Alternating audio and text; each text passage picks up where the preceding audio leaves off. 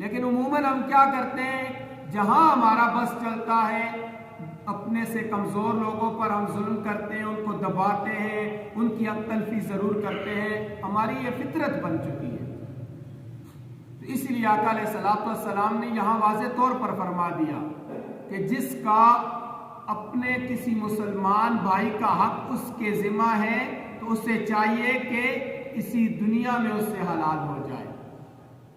آگے مزید فرمایا کہ وہاں نہ درم ہوں گے نہ دینار ہوں گے،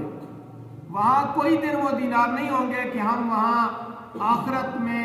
حشر کے میدان میں رب تعالیٰ کے سامنے کہ جہاں نہ تو کسی کی سفارش کام آئے گی نہ کسی کی نسبت کوئی عہدہ کام آئے گا، وہاں کوئی بھی کام نہیں آئے گا، وہاں تو اپنے بھی چھوڑ جائیں گے، اپنے بھی دور ہو جائیں گے۔ آج جن کے لیے ہم لوگوں کی حق تلفیاں کرتے ہیں، جھوٹ بولتے ہیں، دوسروں کو دھوکہ دیتے ہیں، حرام کماتے ہیں، کل وہ بھی ہمیں چھوڑ جائیں گے۔ ہر آدمی نے خود اپنا حساب دینا ہوگا۔ اور ایک اور روایت میں آتا ہے کہ جس آدمی کا محاسبہ شروع ہو گیا، حدیث کا مفہوم ہے، رب کے دربار میں جس کی بھی جانچ پڑتال شروع ہو گئی کہ یہ تو نے کیوں کیا تھا، اس کو عذاب دیا جائے گا، وہ پھنس کے آئے تھے۔ اگر کسی کو محض بتایا گیا کہ یہ تیرے اعمال تھے،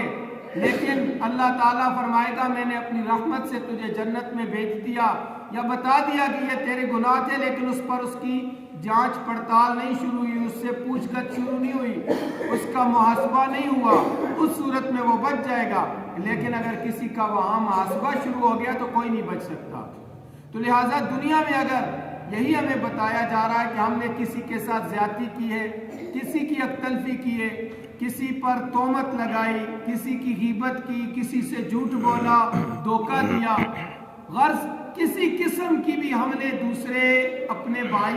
پر زیادتی کی ہے، اس کی حق تلفی کی ہے، تو فرمایا کہ ابھی دنیا میں ہی اس سے معافی مانگ لو۔ اگر وہ چیز موجود ہے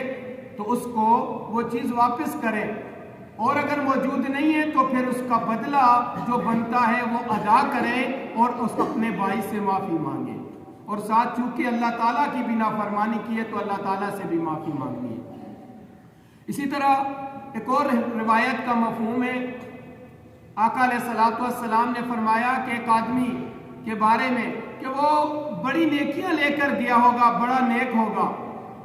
آخرت میں پہنچا ہے، بہت بڑی اس کے پاس نیکیاں تھی، بہت بڑا اجر تھا، لیکن ایک آئے گا کہے گا کہ اس نے میری غیبت کی ہے، کوئی آئے گا کہے گا کہ اس نے میرے اوپر یہ ظلم کیا، میرے ساتھ یہ زیادتی کی۔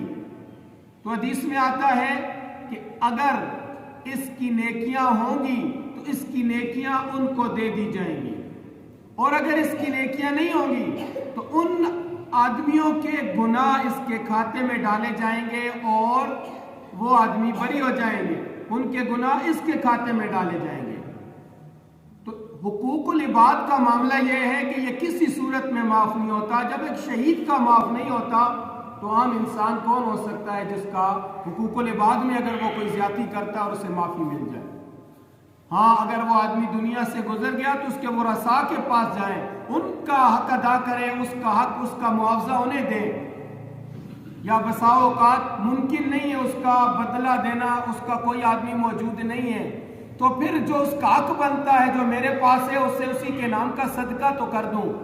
کہ ہمارے پاس اگر اس کا حق موجود ہے، وہ دنیا میں نہیں ہے، یا ہمیں ہمارا اس کے ساتھ اب ملنا ممکن نہیں ہے، تو ایسی صورت میں اس کے حق کو صدقہ کر دیں اور